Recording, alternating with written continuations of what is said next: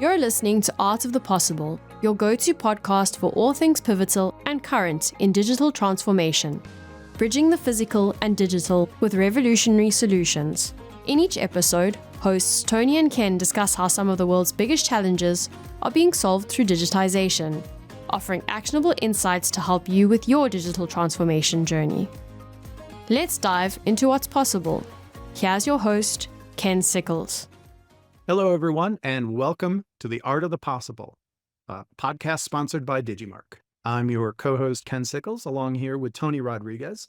And today we're going to tackle, I think, a very timely and a very interesting topic, one that I know Tony has a ton of experience in, and I can't wait to pick his brain on a little bit. And that is, what is happening with counterfeit and fraud in the world today? And why are we seeing more of it? What can we do to help brands, financial institutions, et cetera, keep ahead of counterfeiters? And is there a silver bullet that will help anyone who's trying to fight fraud and counterfeit? So that's going to be our topic today. And I think before I turn it over to Tony and ask him some really hard questions, and maybe make him feel just a little bit uncomfortable, I thought I'd kick it off with why did we choose this topic, right? Why is now such a good time to talk about this? And I think, there are a lot of reasons, and it depends on where we are talking about fraud and counterfeit, whether we're talking about counterfeit in the real world or whether we're talking about fraud and misinformation in the digital world. But I think behind both of those, there are a new set of tools and capabilities that everyone has more access to than ever before, right? The interesting thing about technology, as time goes on, it becomes more affordable, it becomes more available. And now all that means is bad actors have access to more tools than they ever did before to deceive and defraud people, right? And I think we can think of Gen AI as one example, not the only one, but probably the most notable one that has come along in the past couple of years, where we have made it really, really easy for people to create content, content that can deceive people, for example. And not only content that can deceive people in the digital world, but then make it really easy to recreate perhaps physical packaging in the physical world. So that's just one example of how these tools, and we can talk a little bit more about how people are using these tools, of course, but I think that's, from my perspective, one of the big issues we're dealing with, the ubiquity and access of tools that people have. If they have ill intent in mind, whether they want to, recreate a deep fake video of someone or recreate a package of noodles, it's much, much easier than it ever used to be before. And that's why I think it's a really timely time to talk about this. It's why I'm talking to more of our customers every day about, wow, this wasn't something we really had to worry about a whole lot before. And now it's on our radar, and it's rapidly moving up in our list of priorities and things that we're concerned about. How do we get started? What do we do? And we'll talk about some of those things as well. But Tony, would love your perspective. You've been involved in helping institutions fight bad actors for a very, very long time using technology. Why do you think this is such a timely topic? Yeah, no, it really is. And I think the crux of it comes down to the historical approaches to defend against counterfeiting and, other sort of attacks on content and products and packaging and so forth. You go back and you look at states, state issuers, so specifically, governments and, jurisdictions that issue things like security documents or financial documents. It really was built around the premise, and you can go back, 300-400 years ago with really the emergence of security printing with Johann Enschede, which is really around the asymmetry.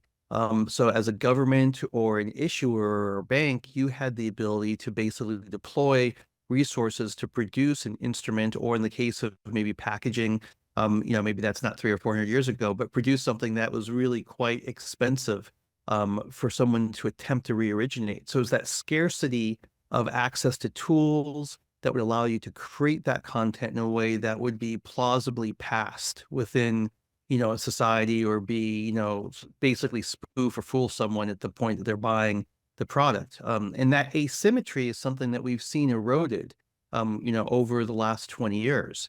And really in the last 5 years has really accelerated. But, if you go back 20 years ago or 25, years ago, it was the emergence of, really the color printer and, desktop printing, and that really now enabled anyone to essentially create, content that might pass as packaging, or even if, for somebody that was particularly motivated, if they wanted to try and, attempt to fabricate or recreate government, style documents, it was now possible. But what has really transitioned in the last 3 years is that, at that point in time, you still may have had access to tools, but you had to have the knowledge. You had to be able to know how to drive those tools and be able to produce the final product. That creation side has now been just completely collapsed with the arrival of generative AI. And so in many instances, the ability to create content that, can pass as, original or professionally produced, has become much simpler. And so now what we have is, that first collapsing of the scarcity of the tools, that's gone away. And now we have the collapsing of the skill that's needed to utilize those tools. And the net result is that these techniques that have existed in some cases for hundreds of years, which were around scarcity of, being able to have a special ink, or maybe it's a hologram or so on, those things have effectively largely, you know, are much more difficult to solely rely on, and you need a network of, and it's an odd way to put it, but you need a network or a collection of security technologies that will work together in concert to level the playing field. And that's really where, our work with digital watermarking has been utilized, is to really be that bind and that glue across those security features to sort of level the playing field back in the favor of the issuer. And we're able to do that really because it's a digital technology where there's really only, the issuer that's able to actually create that signal. And that's really been the crux of the work that we've been doing, but also as we've been learning, the threats that people are seeing and how they're defending against them. There was a lot to unpack in what you just said, Tony. We're going to dive into some of the pieces there. A couple things. I think the way you broke it down into the availability of the technology and the availability of the skill as being the real game changers over the last few decades. I think that's a great way to look at the problem and why it's so timely right now. Again, with Gen AI being a bit of a catalyst on both of those points.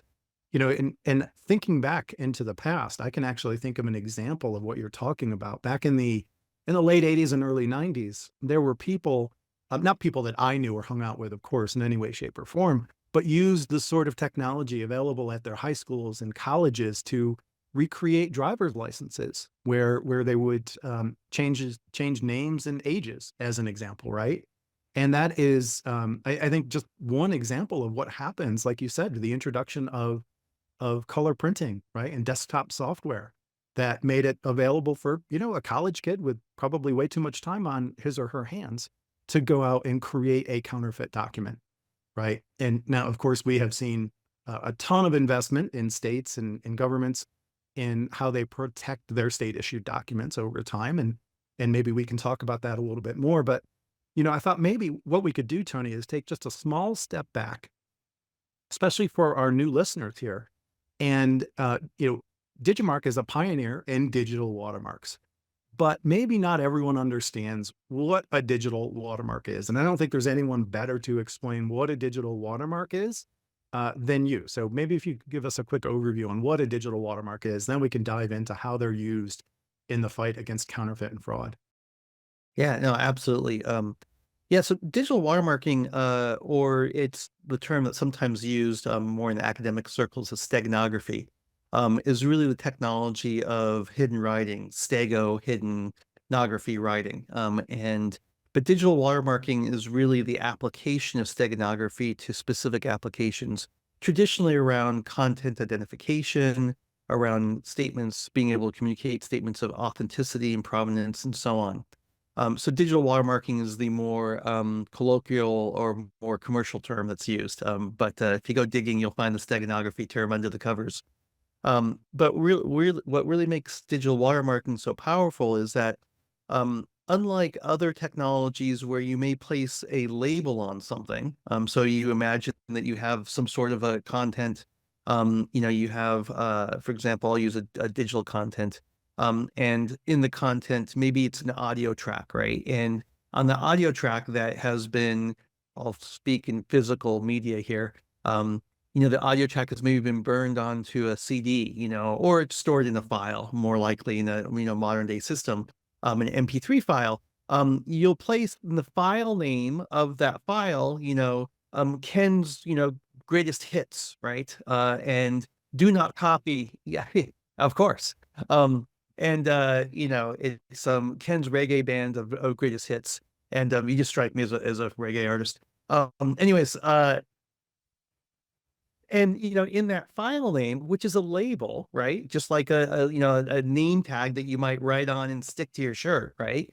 That file name is where you put the information, or maybe in the file header, for those of you that are a little more technically, aware of what goes inside maybe a music file, MP3 file, you might write information that says, this is Ken's song, this is how you reach Ken, this is how you license a song. Do not copy this, or at least let me know where it goes. I mean, here's the licensing rights. All those sorts of things are strictly, they're absolutely the equivalent of just writing your name on a tag and putting it on your shirt, right? But they're not in the content itself, right? So what that means is that if I take that file, right, and I just rename the file and I say Tony's greatest reggae hits, then suddenly all that information's gone. So you have this incredibly brittle, and ephemeral almost attachment of information that is vital to the user in interpreting, what is this content and what is the product? Let's speak more physical here. What is the product I'm buying? What's the authenticity of this pharmaceutical package? Do I really know that this is coming from a trusted brand, that, in my life I have a real attachment to? How do I know that? And if all that information is just being placed in a way that can be trivially removed, it makes it really easy to do so.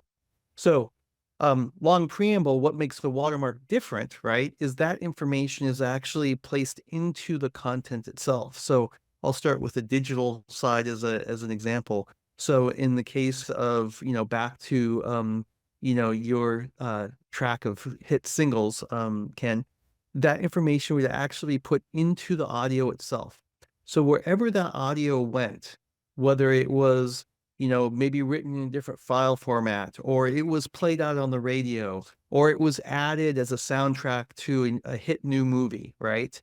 That information that says this is Ken's, band, this is Ken's, this is all the information associated with the song, would travel with the content regardless of the format that the content takes. And what really allows a watermark to do that is a number of key traits. And those key traits are, first of all, digital watermarks are imperceptible. They're created in a way that we can't see them or hear them. Something that, surprises people is we have been, swimming in watermarks as a society for over 20 years now. So anytime you watch TV, you listen to the radio, most, tracks that, may be streamed or purchased, they all have watermarks. It's part of the digital cinema standard. Any movie you've seen in the last 15, 20 years, there's digital watermarks. So digital watermarks are imperceptible. Well, great. That's terrific. It means that machines are able to process them. We have mobile devices that can see them and help you understand, what you're interacting with. But what it also means is they're ubiquitous, which means that basically they can be placed everywhere. And that makes them incredibly redundant and incredibly robust to transformations. Or, if you're dealing with, unfortunately, bad actors trying to, actually impair or attack the watermark, because it's really everywhere in content. And that allows them to be really quite secure. That's the reason that they really are the preferred technology for so many authentication applications. And then finally, we're just really adaptable because it's really that front door to first not only binding together other security features, but also really enabling a wide variety of applications. So that's digital watermarking in a nutshell, and just some of the key traits that comprise the technology. So to summarize, and I'll probably do a poor job of this, a digital watermark is a hidden signal that we can embed in digital media or some sort of physical product, really anything that's not made by man in their hands, that contains information about the thing it's embedded in, usually some sort of identification, right? And then that can be used for lots of different purposes. We're kind of focused on authenticity today. By the way, I do not have the slightest bit of musical talent, but if I did, I would love for one of my songs to be used in like a TV show and maybe win an Emmy or something. I know you know a little bit about that. We'll save that for another podcast. Watermarks sound like kind of a silver bullet. I mean, is a watermark all you need to determine authenticity of something?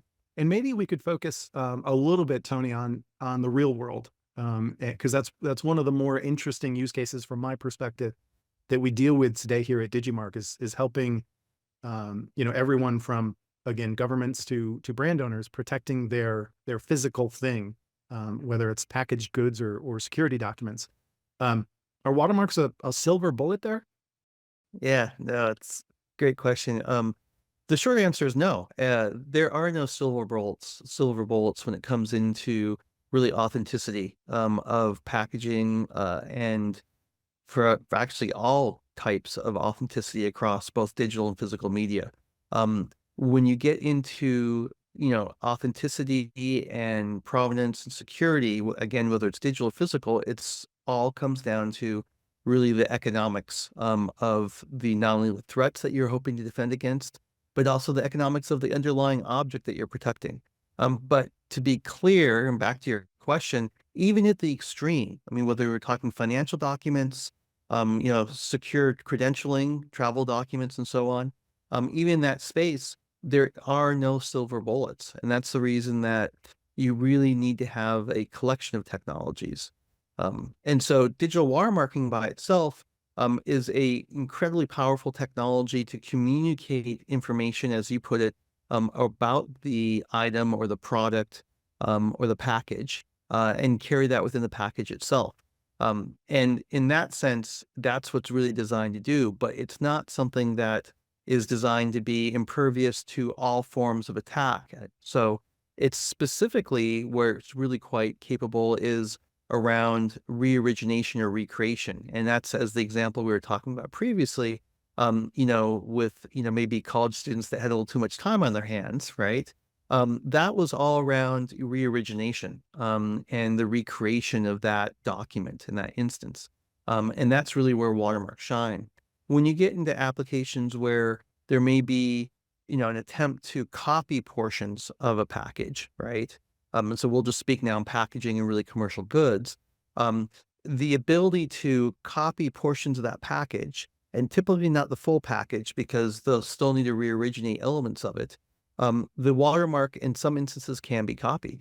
And that's really where you want the watermark to be part of a network of security features that include things like data-driven authentication. Have we seen this package someplace else, particularly if it's been serialized? So if you start to take digital watermarking serialization, right, and then you combine it with other technologies together, that's how you create the best defense. But just like any other security technology, no single technology is a silver bullet. Yeah, I think it's a great point about having different layers of security for whatever it is you're trying to protect, and how those layers work together in concert. You said something a little bit earlier. You touched on it very briefly. Maybe you could expand on it and how digital watermarks can be a glue for all of the different layers. Do you have maybe an example you could give, Tony, where we could help people understand what you mean by that? Yeah, absolutely. So what you want in an authentication scenario, particularly if you're dealing with packaging and you're dealing with an end consumer, is you want to be able to quickly educate them on how to authenticate this package or this item or this product. And again, historically, this asymmetry that governments were able to apply, where they were able to print things or produce things that others couldn't, a lot of that has largely gone by the wayside for commercial applications. The economics aren't there to print with the kind of security presses, that a government might use for currency. So what you need to do is you need to actually provide the end user or the consumer of your product with some very simple way to interact with the product and understand a couple things. You want them to be able to understand that, first of all, this is an authentic product, with statements of provenance. You also want them to be able to understand, in the case of maybe food, and other items, consumables, what's the origin and the source of this, right? And so being able to communicate all that. So you want basically a front door that someone can engage with quickly, and really the mobile device has enabled all this. That then allows the end user, the consumer, to not only understand more about the package, and by the way, that creates great opportunities for brand affinity, connections with digital connections and experiences, brand generated and so on. But the other thing it does is it also allows the consumer to be educated on, okay, as you're holding this package, there should be, this kind of serial number written on the lower right. There should be this kind of, maybe other ink of this color, on the back. Maybe there is a film that has been placed on top of the package. These are all things that, almost as a checklist, you can provide the end user, such that they don't need to know this. They're told, hey, check these things, right? And it's coming from an authoritative source, i.e. the watermark, that can be only created and placed into the package by the brand or the product owner or the producer.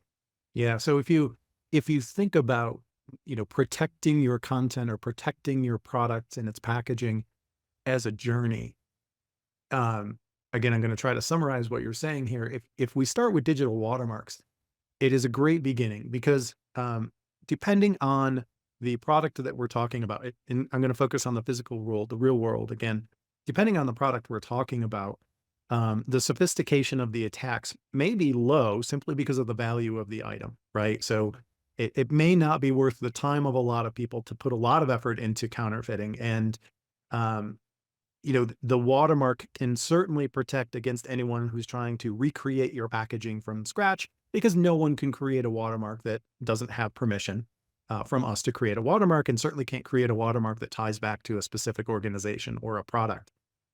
So it's a great way to begin to protect your content, even if there's nothing else, if you're at the very beginning of your journey.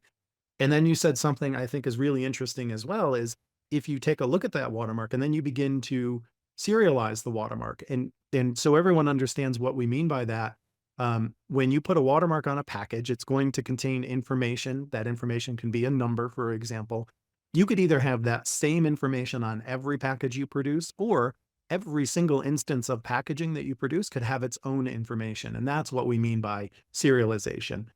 Now, of course, if you serialize your watermark on there, it becomes a little bit more resistant to other types of attack outside of reorigination, because we can tell that, hey, this serial number of this package was scanned in Guatemala on Tuesday, and now Wednesday morning it's being scanned in London, right? And there's a probability of fakes here. And to your point, here's, consumer or brand inspector who's ever doing this. These are the other things you should be looking for. So I think it's interesting, again, as a beginning to your journey of watermarking. And then there's kind of levels of sophistication and how you apply your watermark and what you do with your watermark that will provide even more protection. But then as you begin to add those other layers of security on, most of them are going to be what I'll say non-digitally native, right? So if we think of a specialty ink, just as an example, that might glow if you shine your phone's light on it or some special flashlight on it, right? That's not something that is digitally native. You need to tell someone, hey, here's the thing you need to do to check for this other security feature, right?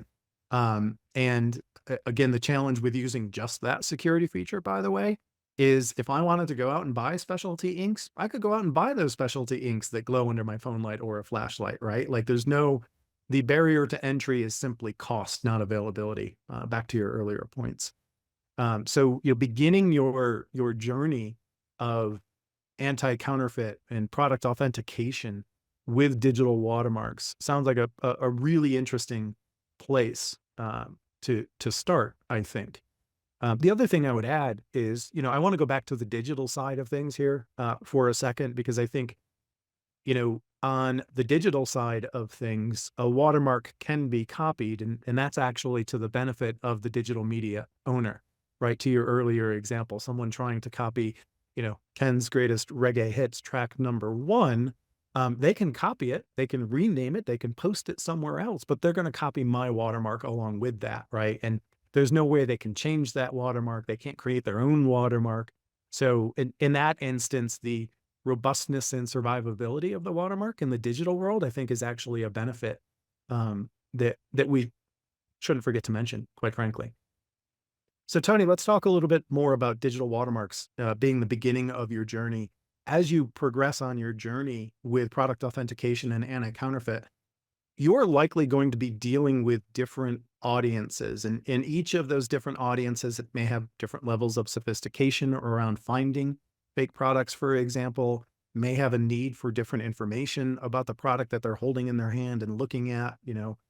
Could you talk a little bit more about how digital watermarks can actually enable such a diverse audience with their, very specific needs around determining product authenticity?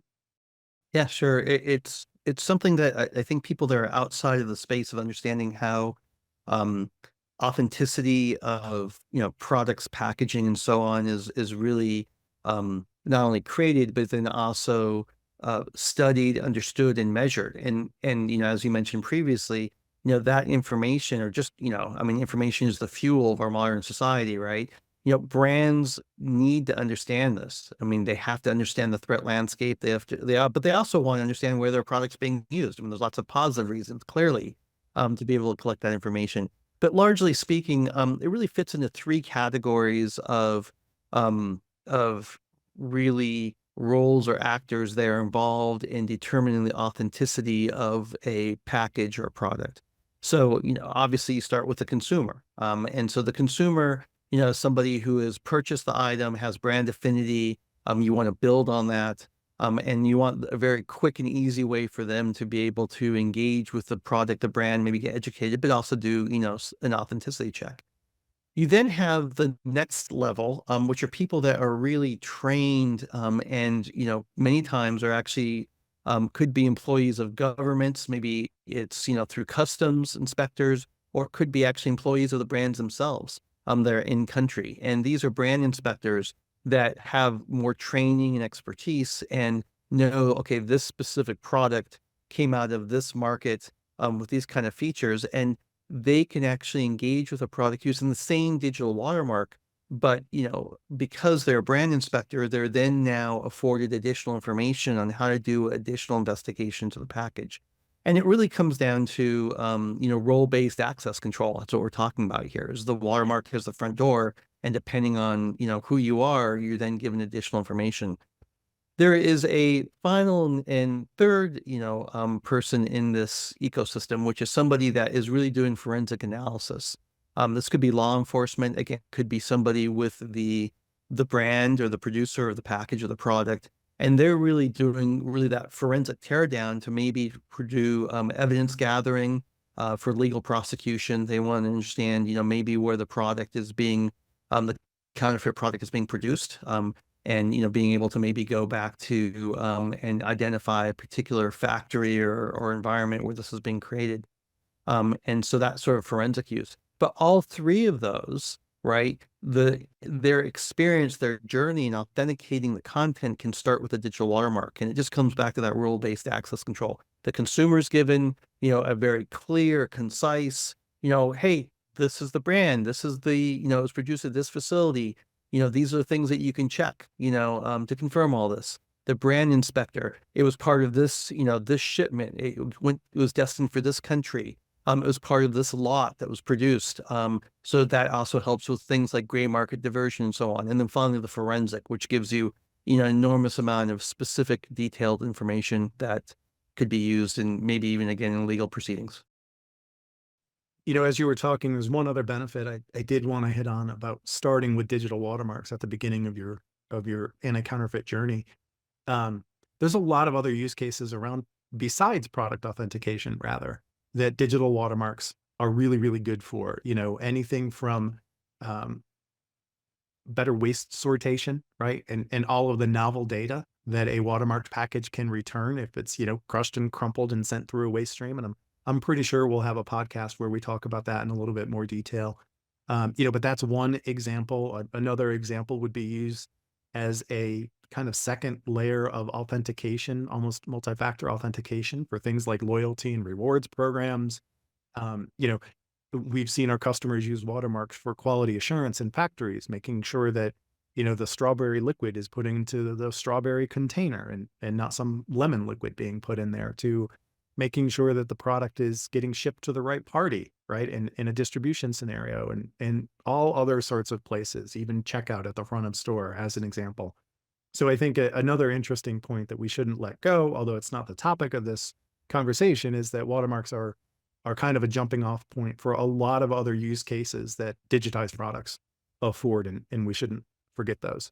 So we should probably try and wrap up. I think a couple of things, first and foremost, we've touched on some really important stuff here, right? That counterfeiting is something that is becoming more and more prevalent in our society today. Again, both in the real world and the digital world, the tools are much more available than they've ever been. People have the skills more readily available to them, or they're easier to acquire, whatever it may be. There is no silver bullet, however, in fighting counterfeit and deceptive content. And you have to have a strategy that involves multiple layers of security and different technologies that, when brought together, provide kind of a nice harmonious solution that will help you stay ahead of the bad actors. And then I think we talked a little bit about how digital watermarks are a great way for companies who are either just beginning their journey or who are looking for a mechanism to tie all sorts of different existing security layers together and make them more accessible to the people who need to understand how to interact with those different layers. Any closing thoughts, Tony, from you on the space and the challenges, some of the things you think we might see in the future? Yeah, I think that's a great summary. I think what we will continue to see is a proliferation of these tools. And I guess one final comment I would say is that the pandemic, really had a large role in this as well, as it relates to product packaging and really consumer goods. Is, the supply chains that were already stretched really thin suddenly broke in some geographies and became quite porous. And so what that meant is the ability to really inject counterfeit products into trusted supply chains, something that we wouldn't have imagined, to this extent, a decade ago, is now fairly common. But I think, you covered all the bases. There's a lot going on. It's a really exciting time. And, and I mean that in a positive sense, because a lot of these tools are also affording new and really simplified ways to introduce watermarks into packaging as well. So, there's the pro side of this, and excited to get into, how that's being leveraged. And as we hear from the speakers in the series. Yeah. And, by the way, leave comments if you have thoughts. Tony and I, we take a look at all the different platforms where you can find our podcast. Again, Apple, Spotify, all over the place. If you found this valuable in any way, shape, or form, please share it with your friends. Let them know we're talking about really kind of interesting stuff here. If you didn't find it valuable, maybe share it with your enemies. That would be okay too. But either way, please do like, share, subscribe, all of that fun stuff. Thank you for your time and attention today, Tony, and I really appreciate it. And we can't wait to see you on the next episode of Art of the Possible. Thanks for joining us for another episode of Art of the Possible. The show notes include links to any resources mentioned in today's show. If you're enjoying our podcast, please subscribe so you never miss an episode and leave us a 5-star review.